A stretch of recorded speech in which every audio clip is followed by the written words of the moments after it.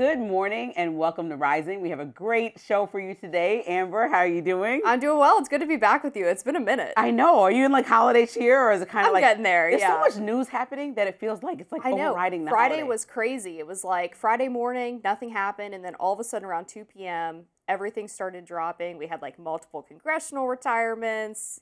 Elise Stefanik dropping out of the New York governor's race. Yeah, that was a lot. It was a crazy news day. So hopefully we're winding into the holiday. But keep tuning in to Rising. Yeah, we're winding of course. into the holiday season. We're going to get those last few stories out for you. So today on Rising, we're going to be discussing the partial Epstein files release over the weekend and how lawmakers are responding. We'll also be talking about the United States Coast Guard reportedly pursuing a third oil tanker in waters near Venezuela. But first, Lindsey, what's in your lens today? Let's talk about it. So, if you spent the weekend avoiding political headlines, finishing your holiday shopping, or just protecting your peace, here's what you might have missed. Turning Point USA hosted its annual AmericaFest in Phoenix, drawing more than 30,000 attendees and a who's who of conservative influencers, media figures, and politicians. Now, this event has been around since 2021, and it's always been loud, influential, and unified around one central enemy. That enemy usually is the quote-unquote woke left. But this year felt different. Yes, there were tons of viral moments. I mean, Nicki Minaj made a surprise appearance alongside Erika Kirk, took aim at California Governor Gavin Newsom, calling him new scum, and affirmed her support for President Trump. Let's take a look. I have the utmost respect and admiration for our president. She even called the president handsome. That clip made headlines, but it wasn't the most revealing moment of the weekend.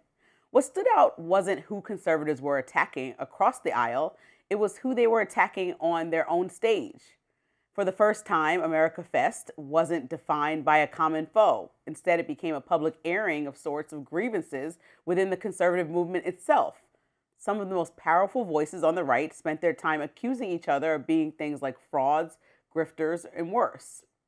Ben Shapiro, co-founder of The Daily Wire, kicked it off Thursday with a blistering speech aimed squarely at figures like Tucker Carlson and Megyn Kelly. Take a look.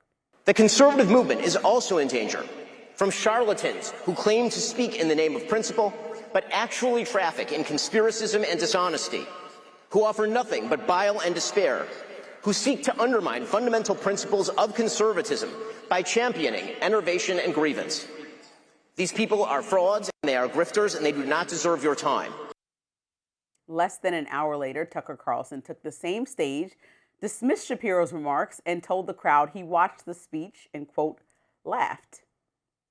The next night, the gloves fully came off. Steve Bannon didn't mince words, saying, quote, Ben Shapiro is like a cancer, and that cancer spreads. Megyn Kelly followed, calling Shapiro a marginal figure and declaring their friendship is over.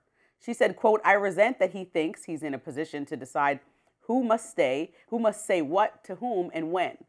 Vivek Ramaswamy, who is running for Ohio's Republican gubernatorial nomination, took aim at what he's called pockets of the, quote, online right during his address Friday night at the AmericaFest that fixated on heritage and lineage rather than American ideals.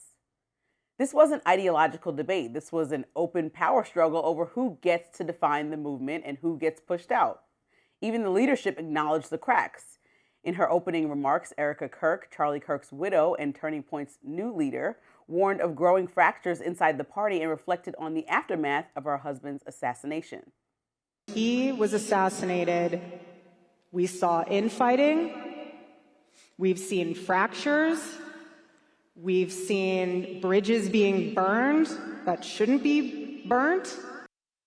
Now, Axios reporter Mike Allen asked Andrew Colvett, Charlie Kirk's friend, the executive producer of his show and the key architect of Turning Point USA under new CEO Erika Kirk, why the organization allowed speakers to openly attack one another. Colvett explained the thinking, telling Axios, quote, we don't tell speakers what to say. Charlie never did, and we don't either. If certain speakers felt the need to address these conflicts, then we trust that these issues were issues that needed to be aired in public. And maybe that's the point. AmericaFest didn't just showcase conservative star power, it exposed a movement wrestling with its own identity. The 4-day conference reflected deep divisions over what America First actually means and where the MAGA movement goes next when it's held together by less by shared ideology and more by the gravitational pull of one man's personality. That person is Donald Trump. So I had a lot to say. I mean, there was a lot going on, but I know that was a long read because I wanted to recap everybody and not just give my perspective. But what did you think about the event? Because a lot of people are describing it as chaotic, and I was trying to be as fair as I could. But no, it was I a little appreciate chaotic. it was a fair read of everything that happened. There were a lot of people in the conservative movement, I can tell you, in group chats, talking about how we were sitting down with the popcorn, just like watching it all unfold, starting with the Ben Shapiro speech, which was like the first shots fired, right? And it was the first day. Yeah, and he was naming and shaming. I tuned in specifically to hear Tucker's response, wondering if he was going to throw those blows back at Ben Shapiro, and he was a little more subtle. But one thing he did say, which he's kind of declined to do until now, because Tucker's the kind of person where if like someone accuses him of something, he's like, whatever, I'm not engaging with you, like I'm not doing that game.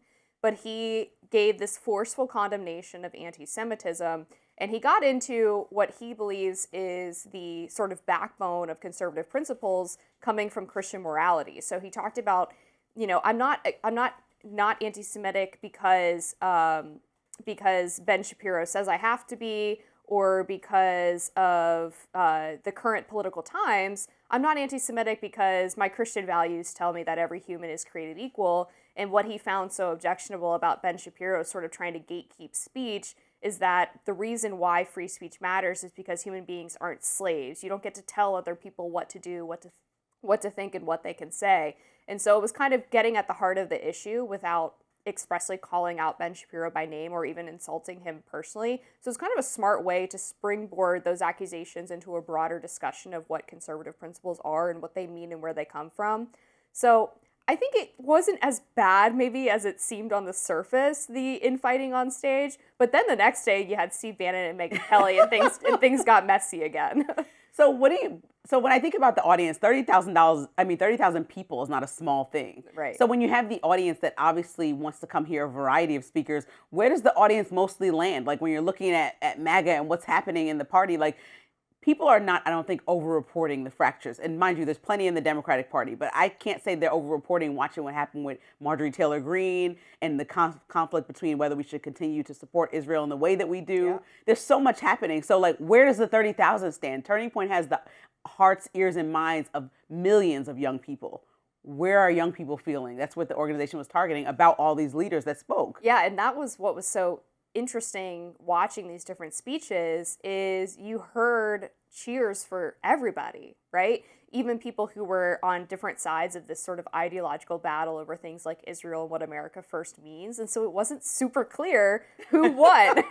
And that's going to be a defining part of figuring out where the movement goes post-Trump. And I think what this really tells you, though, is that people are already treating Trump like he's a lame duck president, and we're still a year out from the midterms, right? They are already trying to figure out who is going to win this power struggle for the post-Trump Republican Party, which ideology is going to win out, and the president wasn't really a fixture of conversation the way that he might have been in previous years.